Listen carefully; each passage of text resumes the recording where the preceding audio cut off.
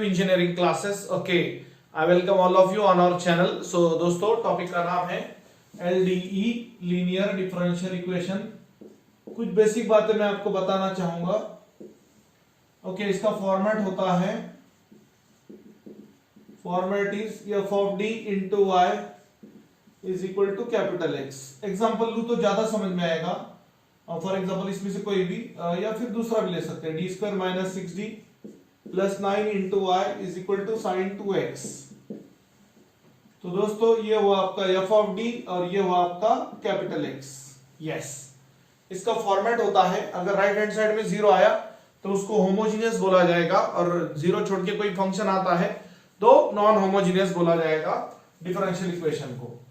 तो एक बात याद रहे, सॉल्यूशन होता है इसका y is equal to CF plus PI, where CF is complementary function, PI is particular integral. तो CF को क्या बोला जाएगा? कॉम्प्लीमेंट्री फंक्शन, और PI को क्या बोला जाएगा? Particular integral. दोस्तों, CF डिपेंड करता है nature of roots of auxiliary equation. याद रहे, CF डिपेंड करेगा nature of roots of auxiliary equation. ये वन बाय वन बताऊंगा मैं आपको। यहां पर ऑक्सिलरी इक्वेशन क्या होता है बता दूं मैं आपको। ऑक्सिलरी इक्वेशन होता है F of D is equal to 0। So in above example, okay, in d square minus 6d plus 9 into y is equal to sin 2x. Auxiliary equation is f of d is equal to 0. Therefore, d square minus 6d plus 9 is equal to 0. ये होता है। Okay. अब इसमें और एक बात होती है, methods to find CF. Methods to find CF. CF find करने का मेथड मैं आपको बता दूं, और एक मिनट नीचे कितना लिख सकता हूं मैं, लिख सकता हूं। पहला, first part, roots are real and different. Roots are real and different. D is equal to m1 comma m2 comma m3 comma dot dot dot are real and different roots. Okay, then CF होगा, ये example मुझे पढ़ाने हैं आज जितना possible है। CF is equal to C1 e to the power m1x plus C2 e to the power m2x plus C3 e to the power m3x plus and so on। मान लो कोई अलग अलग वैल्यू आते हैं, -1 2 3 आर रियल एंड डिफरेंट, है ना। तो इसका CF क्या होगा? C1 e to the power m1x plus C2 e to the power m2x plus C3 e to the power m3x। दोस्तों अच्छे से देखो, पहले को बोलेंगे m1, दूसरे को बोलेंगे m2, तीसरे को बोलेंगे m3। C1 e to the power minus x plus C2 e to the power 2x plus C3 e to the power 3x। ये हुआ m1, ये हुआ m2 और ये हुआ m3। m1, m2 and m3 are real and different roots.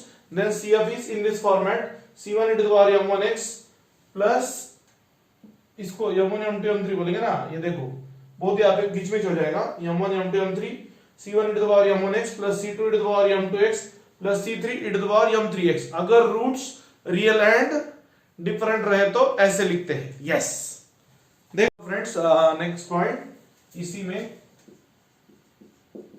Roots are real and equal. Roots किसका होता है दोस्तों? ऑक्सिलरी इक्वेशन का। ऑक्सिलरी इक्वेशन यानी f of d is equal to 0। d यानी होता है d by dx नॉर्मली। तो यहाँ पे देखो, for example d is equal to m1 is equal to m2। अगर दो वैल्यू इक्वल आते हैं तो CF होगा C1 plus C2x e to the power m2x, m1x। For example d is equal to -1, -1। पहला है m1, दूसरा है m2, तो इसका CF होगा C1 plus C2x e to the power minus 1x।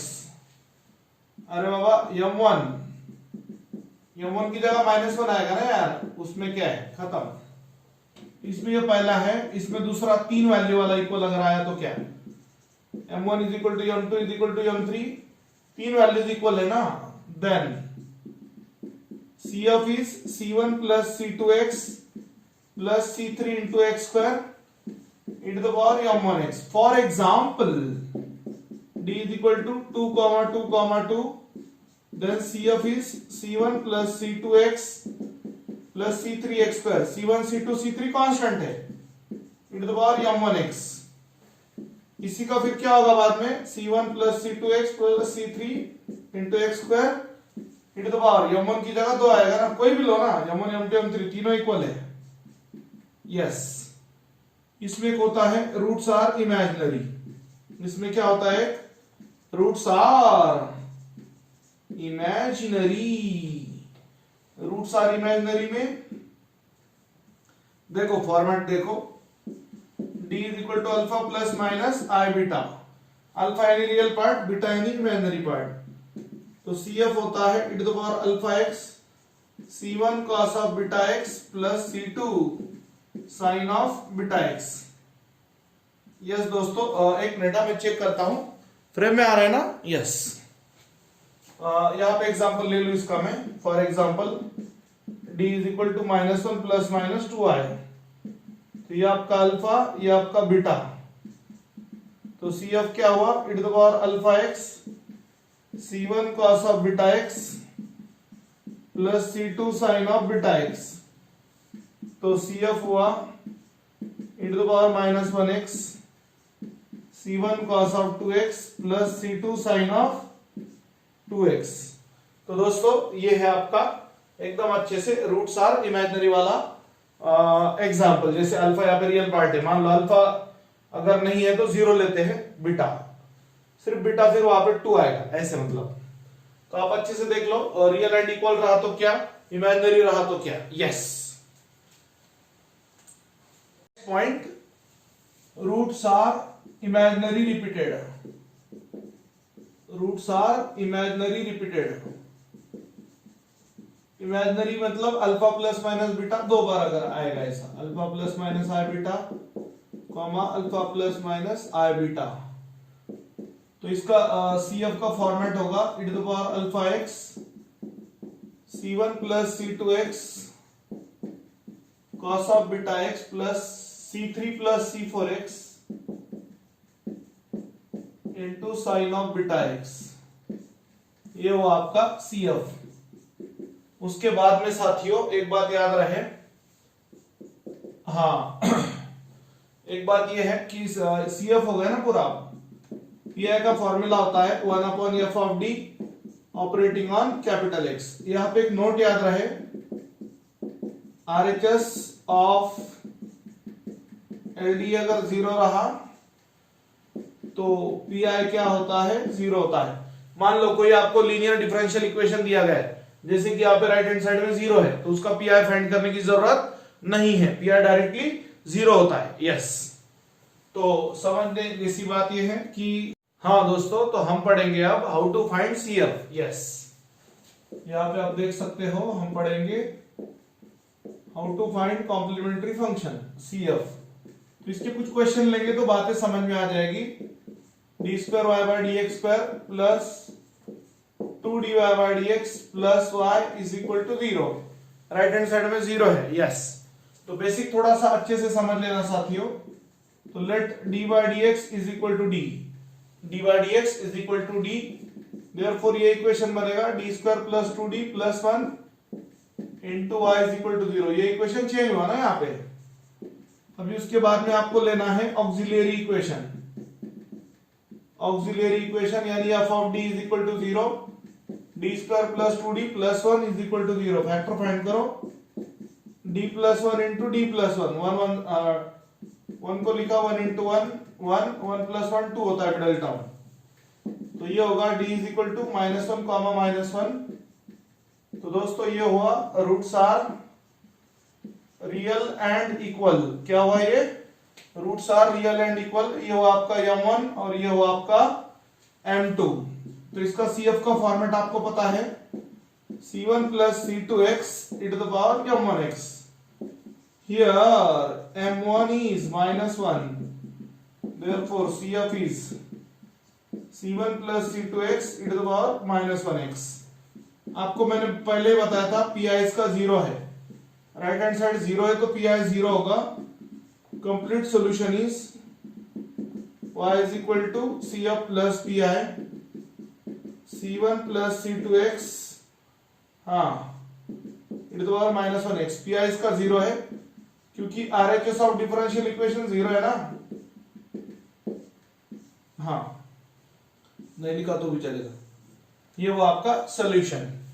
Question number 1 पहले का बता दिया मैंने, roots are real and equal, तो यहां पर फॉर्मेट होता है c1 plus c2x e to the power m1x। m1 की जगह उसका वैल्यू पुट किया है और यहाँ पे pi 0 है क्योंकि right hand side differential equation का 0 है, तो pi 0 होता है। कंप्लीट सॉल्यूशन होता है y is equal to CF plus pi, differential equation को सॉल्यूशन होता है, और सॉल्यूशन को सेपरेट करके आप उसका मतलब डिफरेंशियल इक्वेशन को अगर आपने सॉल्व किया तो उसका आपको क्या मिलेगा, सॉल्यूशन मिलेगा। दोस्तों नेक्स्ट क्वेश्चन लिखा है यहाँ पे डी बाई डी एक्स को डी बोला जाएगा, तो ये होगा D square plus 9, Y common लेते हैं दोस्तों अपन, is equal to 0। Auxiliary equation इसका होगा, auxiliary equation F of D is equal to 0, यानी सिर्फ डी वाला लेना है वाई छोड़ के। D square plus 9 is equal to 0, D square is equal to -9, D square is equal to 9 into -1, therefore D square is equal to 9i square. आपको पता होना चाहिए -1 को लिख सकते i square, -1 can be written as i square where i is an imaginary number. i को क्या बोला जाएगा, इमेजिनरी नंबर बोला जाएगा, यस। तो यहां पे ये मिलेगा आपको d is equal to plus minus 3i, therefore d is equal to 0 plus minus 3i, ये आपका अल्फा ये आपका बीटा, यस। तो इसको बोला जाएगा रूट्स आर इमेजिनरी। क्या बोला जाएगा दोस्तों, रूट्स आर इमेजिनरी। तो CF होगा e to the power alpha x c1 cos of beta x plus c2 sin of beta x। Here alpha is equal to 0, beta is equal to 3, so e to the power 0x। ये plus minus का tension मत लो, format का हिस्सा है। c1 cos of 3x plus c2 sin of 3x, but e to the power 0x यानी e to the power 0 यानी 1, so c1 cos of 3x plus c2 sin of 3x, pi क्या हुआ, 0 हुआ। तो यहां पे याद रहे complete solution is y is equal to CF plus pi। दोस्तों राइट हैंड साइड 0 है तो pi 0 होगा ना, अभी बताया था मैंने आपको। तो ये होगा directly c1 cos of 3x plus c2 sin of 3x, plus 0 लिखा भी तो चलता, नहीं लिखा तो भी चलता। c1 cos of 3x plus c2 sin of 3x, that's it. देख लो अच्छे से एक बार, और एक बार -1 इज i स्क्वायर, -1 दिखा या माइनस दिखा, i स्क्वायर लिखा, डायलॉग याद रखो, -1 दिखा या माइनस दिखा, i स्क्वायर लिखा, डायलॉग अच्छे से देख लेना साथियों, यस। तो दोस्तों नेक्स्ट क्वेश्चन देख लो अच्छे से, यहां पर let d by D X is equal to D बोला है, देयरफॉर ऊपर का इक्वेशन बदल जाएगा, D square minus 4d, y common आता है ना, so auxiliary equation is f of d is equal to 0, d cube minus 4d is equal to 0, d common ले लो, d into d square minus 4d is equal to 0, therefore एक minute ऐसा आएगा, d square minus 4 is equal to 0, therefore d is equal to 0 comma d square minus 4 is equal to 0, so d is equal to 0 comma d square is equal to 4, d is equal to 0 comma d is equal to plus minus 2। तो तीन value आए हैं, 0 2 -2, तो इसको क्या बोलेंगे अपन, roots are real and different. क्या बोलेंगे दोस्तों इसको? Roots are real and different. मान लो ये आपका m1 है, मान लो ये आपका m2 है, और ये मान लो आपका m3 है। तो CF का फॉर्मेट आएगा C1 e to the power m1x plus C2 e to the power m2x plus C3 e to the power m3x। C1 e to the power 0x, m1 m2 m3 का value रख देंगे ना। Yes, plus minus आगे पीछे लिखा हुआ terms तो कोई दिक्कत नहीं, but e to the power 0x is equal to e to the power 0 is equal to 1। so C1 into 1 वही होगा, ये वो आपका कंप्लीट CF। और इसका PI 0 है। देखो दोस्तों, आज का टारगेट ही अपना PI कैसे फाइंड करना, उसके अलग अलग फॉर्मेट्स क्या है, उसके प्रॉब्लम्स कैसे होते हैं, अच्छे से देख लो।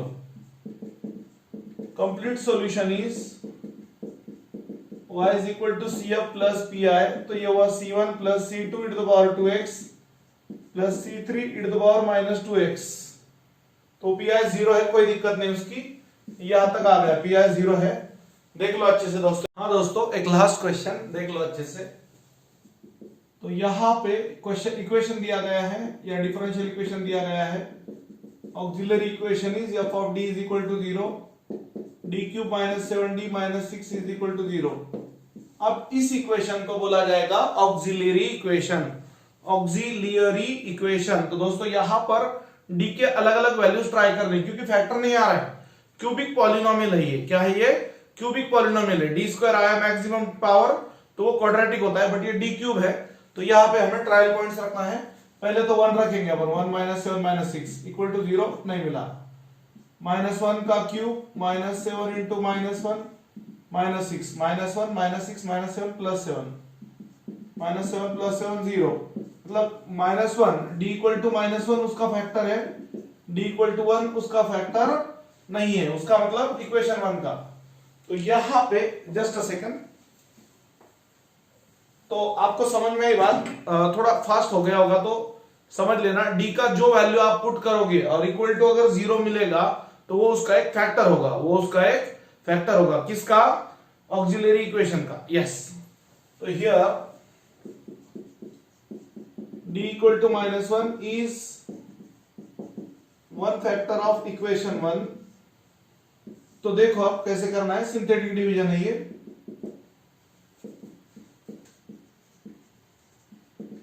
सिंथेटिक डिवीजन से इसको सॉल्व करना है।